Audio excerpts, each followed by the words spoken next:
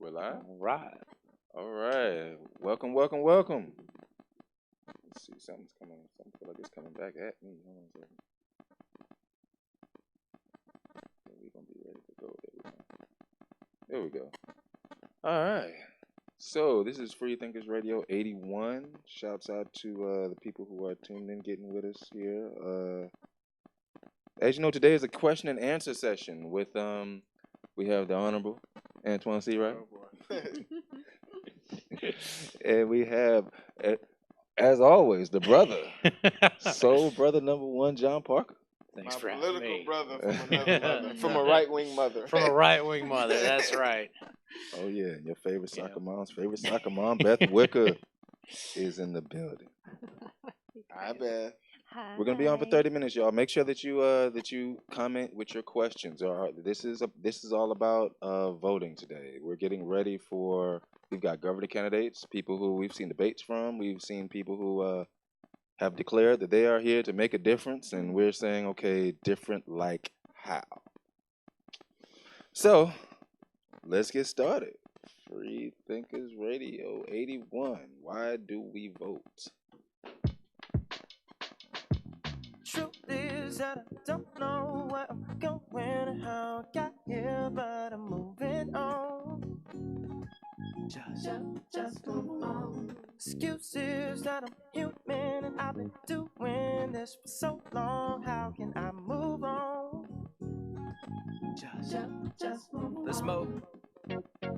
Can't ignore these bars anymore. Ain't gon' happen. I've been to Charlie Chaplin, I'm rapping. Keyword Chaplin, cause I locked up Charlie. Ain't no silent film. Time to open the caption. The fights within. Yeah. I'm in the alley with And that is the new one by Antoine C. Wright. me and There my you go. brother was slapboxing until I disregarded my Some bars on that one, son. Truth is that I don't know Christian Gray doesn't disappoint very often. Shouts out to him. This is Free Thinkers Radio 81. Why do we vote? Well, that assumes you're gonna vote. This is our hope is that you are going to vote. You know, I was looking at some numbers the other day, and in states in a race in North Carolina where 25,000 people went to vote for Donald Trump or Hillary Clinton, and or whoever in the primary. You look at a race where there wasn't a president, there wasn't a gubernatorial or governor or U.S. senator, 1,800 people. Wow. And see that Piss poor turnout. 1,800. That's Yeah. what we qualify as piss poor turnout. People. in the race. Yep. But you know that's the power of drama. That's the power of drama. How many people you know, they were talking about how low the you know, the NFL was having ratings problems. And so all of a sudden So they put they out, say. so they say, and then all of a sudden they, just at the right nick of time, there's a beef Find between a Tom scapegoat. Brady and Bill Belichick and the whole Patriots organization is about to explode, and all of a sudden the ratings go up.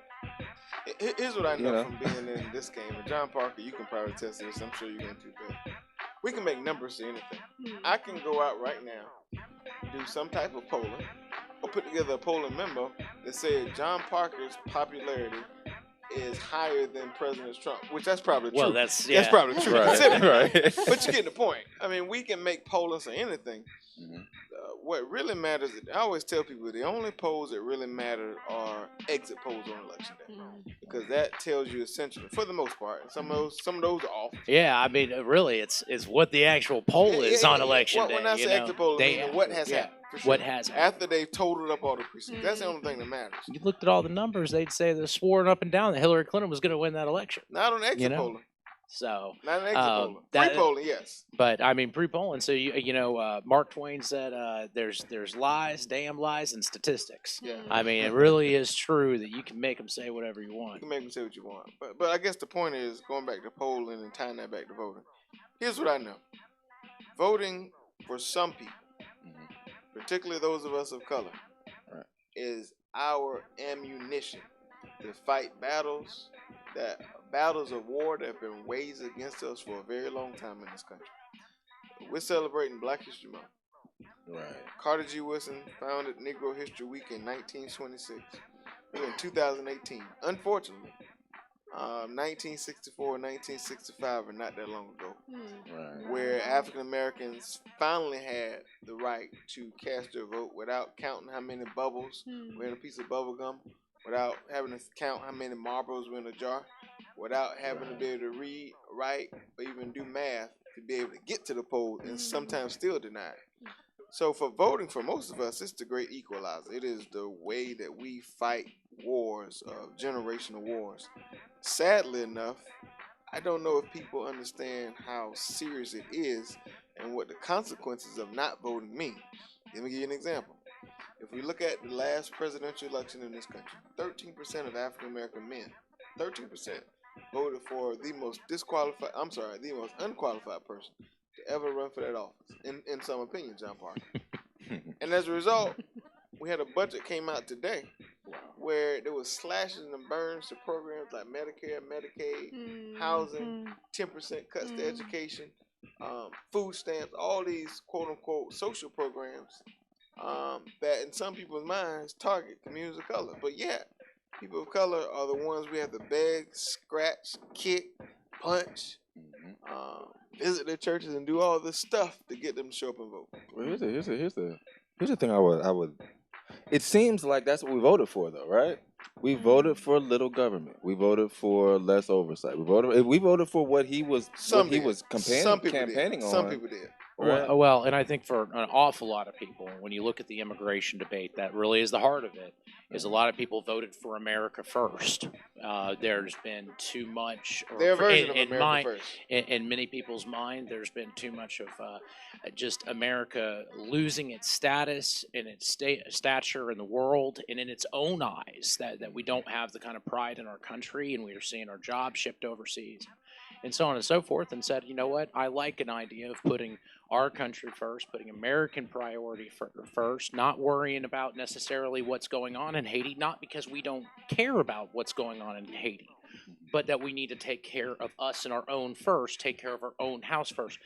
Regardless of right or wrong, I think that was certainly part of what people came out and voted for after, several years of putting many of the world's problems first. But Beth, what does America first look like for you?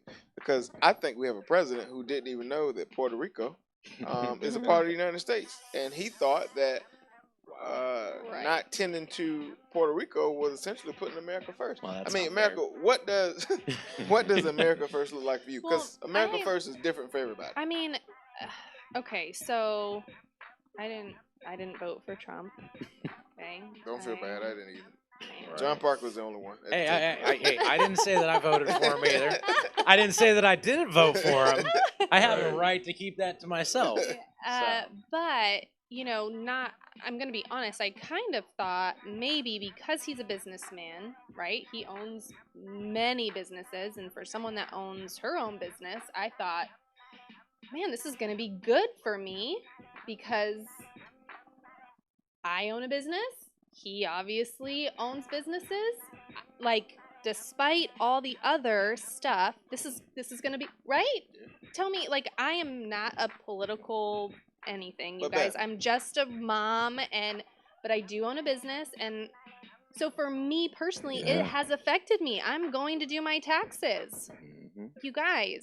I'm going to do. You're going to save some money, I'm sure. I'm not actually. Okay. I'm not going to. It actually has, for me, has hurt me. Wow. You've been hoodwinked. I have been. One of the few. Have been. Because ultimately, you see a corporate tax rate that got slashed dramatically, which President Obama and the Democrats, bipartisan, everyone realizes that we needed to do. And for most every American across the board, whether you're at the very bottom of the economic scale or at the very top, you're taking more money home in your paycheck somewhere along the line. No, but for me, I'm a 1099, and so I am getting screwed, really. Like, especially because I travel, I take my clients out to eat. Sure, that is hurting. Because we closed a lot of tax loopholes only that had been The fact is that He's trying to Americans had convince said, me. well, no, I look, it's kind of like with healthcare. I've said many times that ultimately healthcare hurts me. Obamacare hurts me at the present time, because I have to pay more out for my healthcare than I would if I didn't have this in place, because somebody's going to get hurt in it. Ultimately, we've been looking for tax reform for a lot of years. A lot of people have wanted a simplified tax code, and some of that is closing corporate loopholes, which does ultimately. I primarily work on independent contracting as well. I imagine Antoine's in that boat too, and so that certainly hurts while we close some loopholes and everything. But for me, for that's most, something, and for probably a lot of people, especially that I know, that is one thing that is on the forefront of our minds as we think about, well, this would have been one benefit to Trump being our president. And yes, I feel like in some ways we've been Hoodwinked. Hoodwinked. But here's what I would tell you. I'm just being honest. When you say, Beth, that he was a business person, there's a difference between a business person and a successful business person. When you peel back the onion just a little bit, just a little bit, as my grandma would say, you will know that Trump was never a successful business person. Now, he's got assets. Really? Well, I'll tell you what. I wouldn't mind running some of his businesses. They seem like they're going pretty well. John Parker. His brand certainly seems like it's doing pretty well, regardless. Yeah, but John Parker, you know, there's some kind of success there. But you know how this stuff is. This man has had he's had continuous. Sure, that's different to different people. Businessmen and or business a lot of the time is risk taking. It is. And when you're in the position that he's been in, I did trust me, every day it's a risk. But with President Trump, or really the Donald at this point. As a businessman, he was in the position that he could take a risk and take a gamble on various harder, less guaranteed businesses. And from those gambles, he has profited from it. That's why he is worth an awful lot of money. Because he had resources that otherwise other people didn't have. But a lot of people, like Beth, took gambles on him. Not you, but a lot of Beths of the world who didn't read the fine print and took a gamble on him, and they're losing big, and as a result. Wow. And so you have to keep that in mind. But staying on track, getting back to voting. Absolutely. This is why we vote, so that we have a chance to digest some of the things that politicians tell us, so that we have a chance to, look at what's on the menu when it comes to issues. Right. And we have a lot of issues coming up in the 2018 midterm elections, both Absolutely. nationally and locally. Every member of the U.S. Congress is up for re-election, including 7 members here in South Carolina. Every member of the South Carolina House of Representatives, 124, is up for re-election. Every constitutional officer in this state is up for re-election. A number of local elections, so mayors, to county councils, to sheriffs, to solicitors, school board members, all those things will be on the ballot in just a few months. Filing is in March. There's some zoning about to get redrawn here in a couple of years too, right? And in some places, there are going to be ballot initiatives. So there are going to be things that will be up and down the ballot that are going to have direct impact on people's lives now and their lives in the future. And I have said this on national TV, and I'll say it here. This perhaps, keyword, will be, John Parker, the most consequential midterm election of our lifetime. And let me tell you why. Yes, tell me Don't why. you owe me a steak dinner with some of this stuff? Yeah, but let me tell you why. Because for those of us who understand the issue that John Parker and actually I agree on is reapportionment. Yeah. And redrawing the lines. Whoever controls governor's mansions and state legislatures across the country will redraw political lines for the next 10 years. In 10 years, I'll be 40 some odd years old. That's going to be a big difference for me because at that time, prayerfully, I may have a children, a wife, all that, and that's going to impact them in a real way. So that's why I say this could be perhaps the most consequential midterm election of our lifetime. I have a question. So one of our questions we asked earlier was, okay, so we're going to talk about local politics here. Sure. South Carolina governor races. We have 3 Democratic candidates, and we have 4. Is that right? 4 Republican candidates. When we're looking for the candidate that's going to fix these roads that we are, what type of candidate is that? Is that a candidate that's trying to raise some taxes to get some revenue to fix those roads, or are we trying to? I mean, is that something where I've seen some initiatives where they're trying to privatize certain roads to try to get those built in those ways. Have any of these candidates spoken about that particular issue? That seems to be a big issue in South Carolina. Is these roads and how we're going to get them fixed? Well, the infrastructure debate happened in South Carolina last year in the General Assembly, where they voted to increase taxes, to raise revenue, to fix roads. It was the largest infrastructure investment in the history of the state by the General Assembly. And so that really hasn't taken to effect yet, in my opinion. Yeah. The projects are still cooking on the books, I guess. And you know, you do see some roads that have started to kick in. You know, they've kind of initiated one or two of the Lee Park Road on 26 is kind of a first step in kind of alleviating Malfunction Junction and those type things. And that's part of that. And these tax priorities package. were laid out by DOT. Now, what I will tell you about whoever the next governor is, they will have because of the infrastructure debate that the law that was passed, the DOT commissioners will report directly to the governor as it relates to the new legislation that passed. The governor will appoint, and they will report to the governor. Remember, that was one of the big things. They wanted more accountability. The governor has the ability to hire and fire commissioners. Well, I mean, which look, the more accountability we can get into the Department of Transportation, the better. Right now, it's been a situation where when you have your commissioners responsible to 146 some odd people that ultimately can always blame another person, There you go. Right. you know, you don't have a great deal of accountability to the voters and to the people. You know, but when we talk about local elections, and we started off here, and it's always easy to get into the presidential type politics and the national type politics, but really what affects us on a day-to-day, and when you're actually going to be talking to the person who represents you, and they hold a specific responsibility to you, that really is on the local level. And that's kind of where I was pointing out, well, there's 25,000 that vote here, but only 2,000 or less that vote there once it gets to the local. And that's a really big deal, because ultimately they're the ones that are deciding a lot of the time, like Mayor Benjamin right now going up to Washington, D.C. to try to get infrastructure money, to try to get roads fixed. Okay. They're the ones that you can call on your cell phone and actually say, I've got a pothole, let's get it fixed. So forgive my naivety, but tell me why. Tell us why. What things are affected by these? Because I mean, there's a lot, right? And for somebody that is just trying to be a good person, take care of my kids, you know, like Just trying to do your thing. just trying to be a Trying to regular get to working back. Yeah, like, okay, so tell me, like, what are the things that affects that I would care about? Like, right? Like, just a regular person, didn't do all the political stuff. Tell me why I need to vote. 50,000-foot stuff. So let me tell you this: the closer your government is to you, the more important it is for you. The closer your government is to you, the more important it is for you. When your trash is not being picked up, you don't call your member of Congress. You have to call your city council or your county council person, depending on where you guys, live. so trash. That's a big deal. I didn't know that. School board. School board is a big when little Junebug is having issues at school, or if he gets suspended, or what have you. And it's not just that.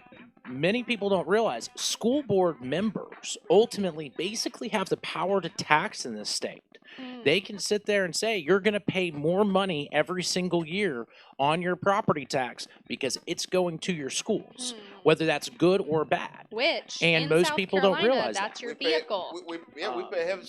And when you look at issues like happened in Spring Valley, that's a school board issue. Yeah. The school board ultimately decided about school resource officers. Where's your child going to go to school? On both the state level and on the local level, we have like the situation that we just went through on buses.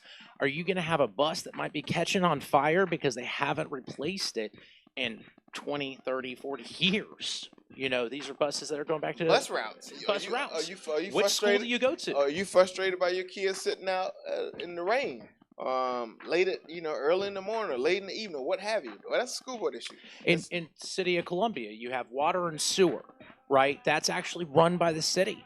And so those rates Those are all local government voting. are determined by the city council and the county council. Some roads are actually county roads, not state roads. The state a lot of roads. A lot of like if you go, own roads. yeah, if you're going down your neighborhood road, and this is why you call your county councilman, most of your local like neighborhood roads are handled either by the county or by the city, the municipality that you're in. So if you want that road fixed, you want the speed bump put in, the stop sign put in, so that you don't have your kid run over, you've got to go to the local level to get that done. You're having problems in your neighborhood, break-ins in your community. You don't call your state senator. You have to call your sheriff's department or your chief of the police, local police department, whether you live in the city or the county. All those things are impacted by local elections. So again, I blow my bullhorn to say the closer your government is to you, the more important it is for you. On day to day, I mean, ultimately, it's a lot of fun for someone like me, maybe. It can be interesting and enticing to talk about illegal immigration or to talk about transgender bathrooms or talk about, yeah, just well, and you too, with the politics on like it's the drama about who's standing up at an NFL game, but ultimately, does who's standing up or not at an NFL game actually affect my day-to-day life? No, it does not affect me a lick. Not in reality. But what does is, like Antoine pointed out, is my trash getting picked up, and that's ultimately who you vote for in your local races. In West Columbia, where I'm living, that we have a race coming up next Tuesday, and there are 4 people that are running, and I bet you anything that there won't be more than 100 people at most that go out to vote for this thing. Will probably be more like 50 or 60. And Beth, I'll tell you this: as much as John Parker and I bicker and go back and forth, the issues we just talked about, who picks up your trash is not a Democrat or Republican issue. Amen. Where a little Junebug, a little Pookie, that's not a Democrat or Republican issue. And I was going to say, like, the beautiful thing, if you guys are tuning in for the first time, the beautiful thing about Freethinkers is most of us here sitting around this table disagree on a lot. Most. Yeah. 99.99999%. And we still love each other. But Absolutely. to be able to talk through these things and agree to disagree and respect each other, and that's the beautiful thing, and being able to see each other's points of view and still not agree it's okay. And speaking of, on Facebook here, we have Natalie Schmidt who says taxpayers should choose where their children go to school. After all, parents are the ones paying the taxes. Well, in some places, that's true. You have the ability. There's in-district choice in some school districts across South Carolina. Richland 2 is a choice. As long as you can provide transportation to and from for little Junebug or little Larry or little Shanae, you have the ability to do that. Which I'll say to Natalie, I mean, in all seriousness, that's a really good point of a question to ask your representatives. There are definitely representatives who say we do not want school choice. There are other representatives that are very clear that they want to fund in various manners ways to empower parents to send children to different schools. Yeah, but John Parker, you're screwing crazy because school choice is a very slick word that you're trying to rub off on school. Whether it's public school choice, whether it's expansion of charter schools, whether it's expansion of virtual schools, whether it's district schools, we are not for private school vouchers over here. Whether it be for vouchers or whether it be for tax credits, these are all school choice. And what I'm saying is, because one person, both sides, your representative can both sides most of the time say they are for school choice, right? And as Antoine just pointed out, unless you go ask them, you may not know what that means. Got it. And so it's really an important thing to go ask your representatives. Fire off a Facebook message or send out an email. You'll get a response 9 times out of 10. And if you don't, you probably shouldn't be voting for that person. Well, here's the other thing. You have to know who they are before you can ask them an issue. Because I guarantee you, if I did a quick little sample size and asked for anybody to name the state rep or school board member, half the people couldn't do it. And so it's very hard. When we talk about voting, when we talk about these issues, it's very hard to talk about voting for someone if you don't know who to vote for sure. and what do these officers do. Because John Parker, I guarantee if we went right now to Walmart down the street and asked, what does the solicitor do in any county, I would bet maybe one person would be able to tell us.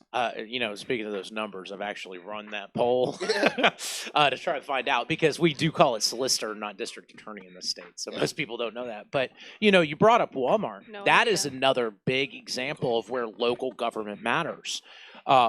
it's local governments that chased out. I used to live in Northern Virginia. They actually chased out Disney from putting in an amusement park. It was local government that did that. When you have a Walmart that wants to move into your neighborhood, it is ultimately local government, more often than not, that is the deciding factor on whether or not that Walmart moves in. So lots of different Interesting. places. Yeah, now that you say that, that kind of clicks because we used to live in a really tiny town in Florida, and they were trying to bring in a grocery store and it was shut down, and a lot of people did not understand why. And now looking back, I can see where that would make sense. Like, it was very much controlled by the wealthy. Mm-hmm. The government haves. was Very common. Halves. That's and so for The John them, Parkers they of the were world. they were like, oh well, if I want to go to that grocery store, I'll just go 45 minutes to where that grocery store is. When there were plenty of have-nots. Are you that, calling me a have over here? You gotta be kidding That's what me. I'm saying. It sounds like it. Sorry. Hey, but matter of fact, while we're live right here, we just had the campaign manager for Phil Noble calling, Brandon Upton. Brandon, I know Brandon very well. Brandon is a dear friend who's been involved in politics at many levels for a very long time. Last I checked, he was in Aiken, South Carolina. Yeah, the big city of Aiken. Yeah. City of Aiken. How you doing, brother? I'm good. Thanks for having me on tonight, guys. Yeah, well, Y'all having a good, great conversation going on. Well, we are, Brandon. We're actually talking about the issues that matter to not just South Carolinians for today, but South Carolinians for tomorrow. And your candidate is a candidate for the Democratic nomination for governor Correct. of South Carolina. There are 3 announced candidates. Filing will be next month. To let the people know, why should people even consider voting for Phil Noble? Well, as y'all know, everything comes down to economics.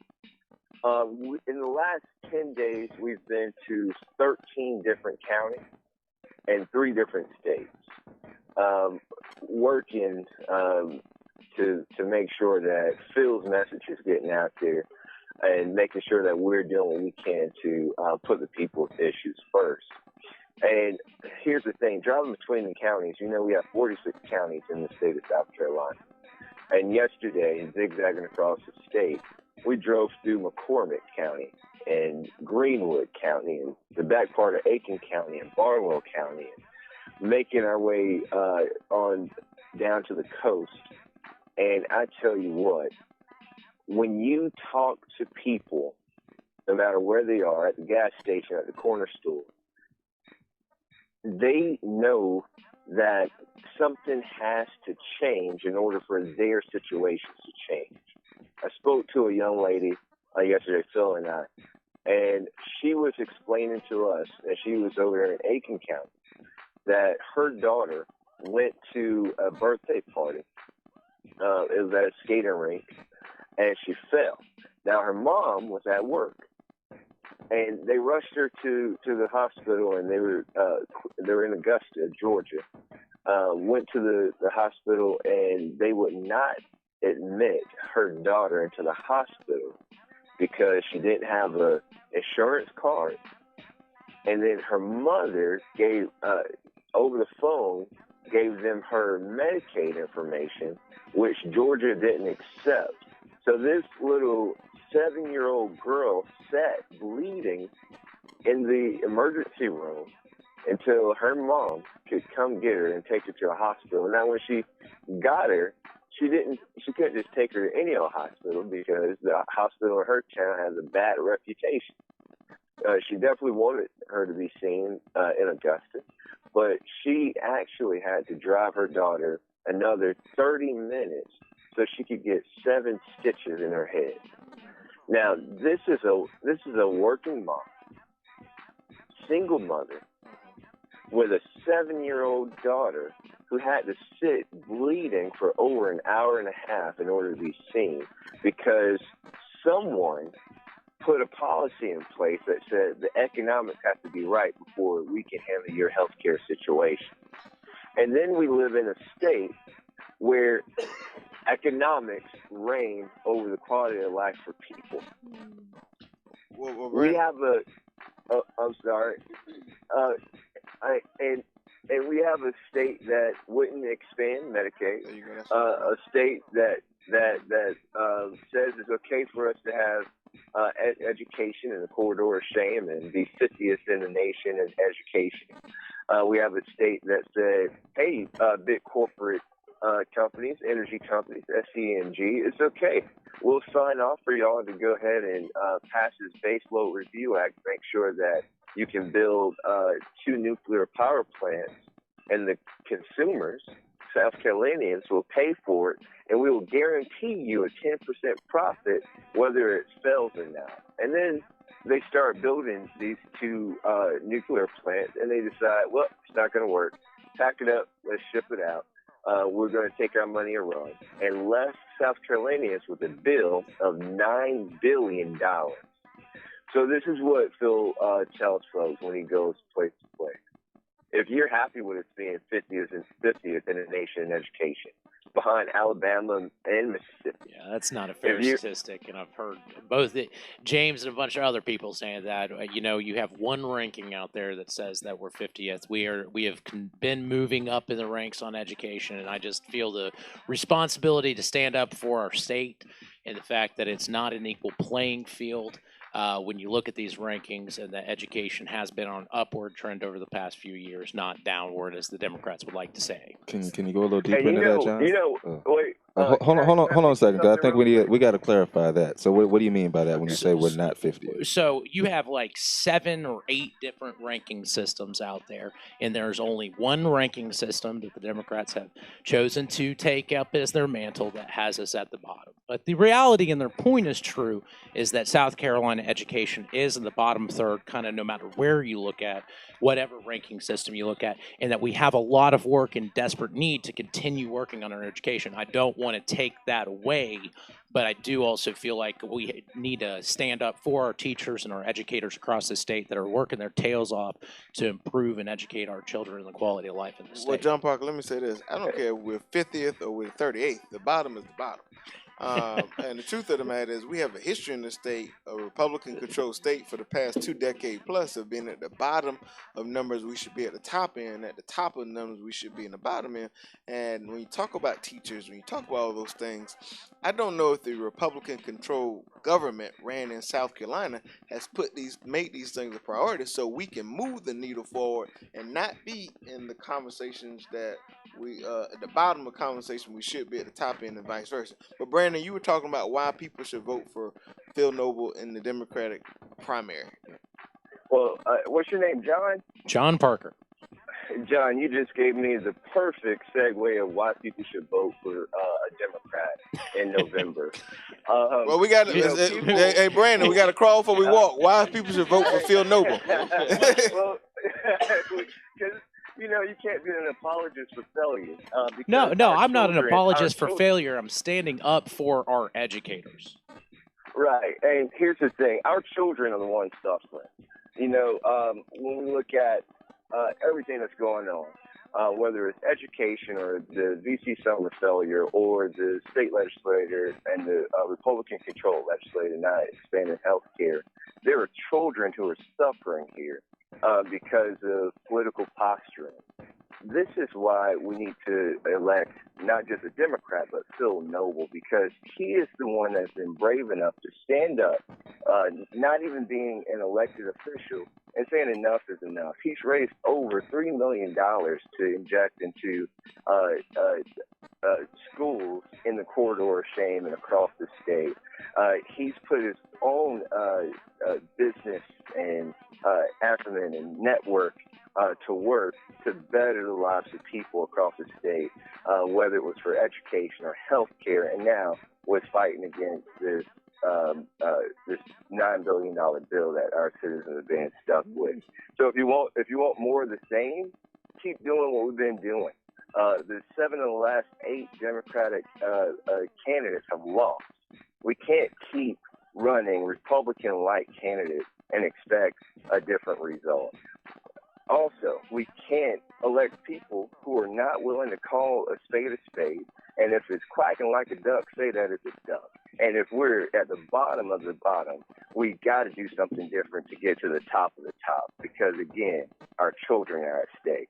So think of your kids, think of your neighbor, and think of yourself and vote for Phil Noble. And Brandon, the primary is June what? June 12th. And you can learn more about Phil on our website is www.philnoble2018.com. And June 12th is the Democratic primary if the legislature doesn't change anything. And then we'll be marching on to November. And just for viewership notes, there are two other candidates running in the Democratic primary. James Smith, state representative from Columbia, and Marguerite Willis, an attorney from Florence, South Carolina, who actually practiced law at Nexon Pruitt here in Columbia, South Carolina. Absolutely, and all those people actually because we soon we'll have Phil himself here to speak for himself also. As these, because we're gonna do this in a series. We're gonna bring every candidate in here for these Q&As and make sure that they actually. I will say, I am one. I don't care, Democrat, Republican, Independent. Like for me, we pulled our kids out of school because my daughter was crying every single day. When she came home, please don't make me go back. Please don't make me go back. And so I called the teacher and I'm like, what's going on? She loves school. She loves math. Like, why does she hate it so much? And the teacher said she knows the right answer. She can even show me the work for the right answer, but she's not doing the work that we have to have her show. And so obviously because of the Common Core switch or whatever, but it's really sad to me that we are teaching our kids one way only. Right. And there's multiple ways to find the correct answer. And so when your child doesn't want to learn because they're not doing it the way that, and the teacher apologized, I'm so sorry, like she knows it, she's smart, she's bright, there's nothing I can do. That is stifling our teachers, and it's stifling our students. I don't care what branch of the political party you side with. I just want, you just care about your kids. I just care about my kids. And the See, go ahead. And one thing that Phil says is that we don't have a children problem in our education system. We have an adult problem. It's time for our state and administration to start putting more power into the teachers' hands because they know the kids and they know what it takes to get the kids to the next level.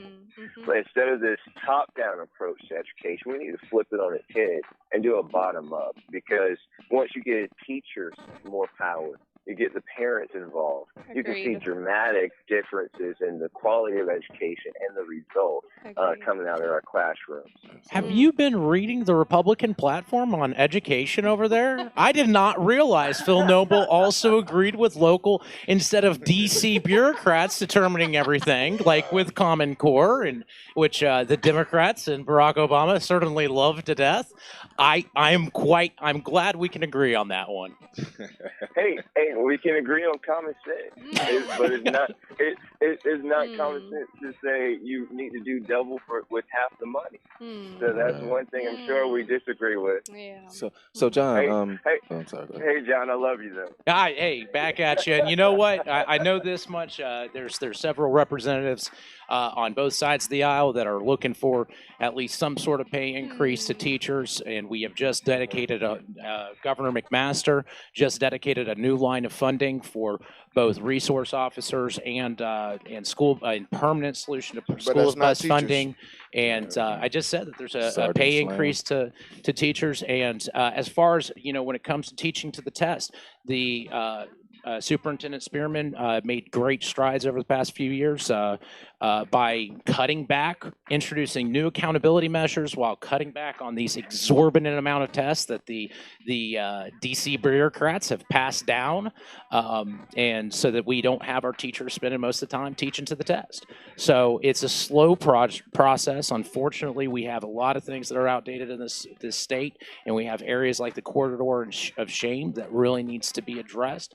But we are making slow but steady progress. Absolutely. Now, other than Governor McMaster, Phil Noble and Marguerite Willis and James McWhite will be going up against who are the other? Well, you have Yancey McGill And then you have Kevin Bryant, who is our lieutenant governor, and you have Catherine Templeton, who is I'm trying to look for a word other than bureaucrat. Attorney, former Uh-oh. former DHEC What is it? head. DHEC. That's what. Right. That's a bureaucrat, right? Yeah.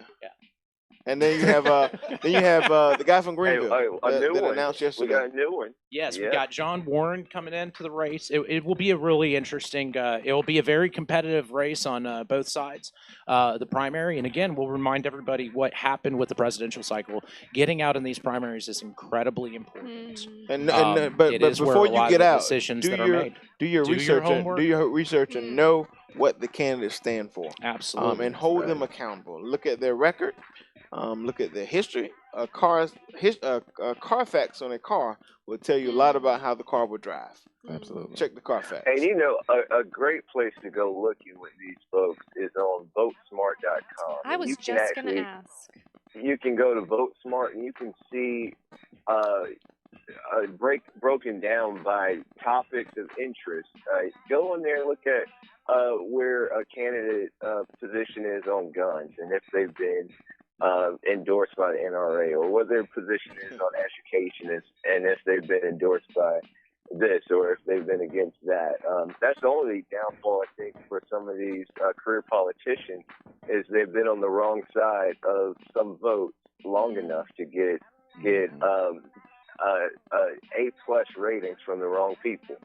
So do your research, definitely. Absolutely. Mary Stevenson says the politicians are not aware of the needs of the communities they serve, and you only hear from them during election time frames. So you know what, Mayor Stevens, Stevens, part of that responsibility falls on us as voters, and I say us because that's you and me included. We elect politicians, so we should be holding them accountable, whether it's making contact with them, and if they don't make contact with us on a regular basis, Absolutely. let's get a group of us together to make sure we contact them and fire them at the polls every 2 to 4 years. And so I love to hear people talk about what politicians are not doing, but I'm even more impressed by people who will look themselves in the face and say, look, we have a role and responsibility in this thing too. You know, our Attorney General says this on a regular basis as he's out there on the stump.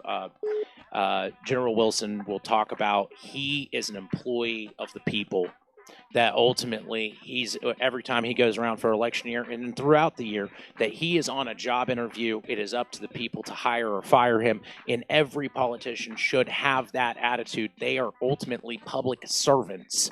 They are not public rulers. Absolutely. And so they are hired by us. One thing that I find, and all y'all are in the book. My grandma would say that you in the book, they're better.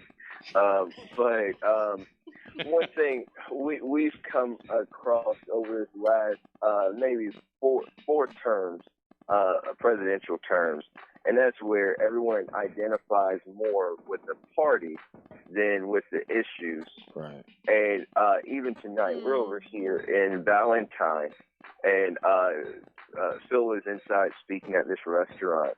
And, of course, he's a politician. He's going to shake everybody's hand in the restaurant. We go back in the room where this Democratic group is, and it's a room full. There's a table with about 18 men. He shakes their hands, pass out the literature, and they got up like they just saw a bug in their food and went for the door. And one of the guys said, if I knew a Democrat was going to be here, I would have never paid my money in this restaurant. And then on the flip side, I talked to these little women. I call them my mamas and my grandmas, extended. But then they'll turn the sailors on you as soon as you mention Donald Trump.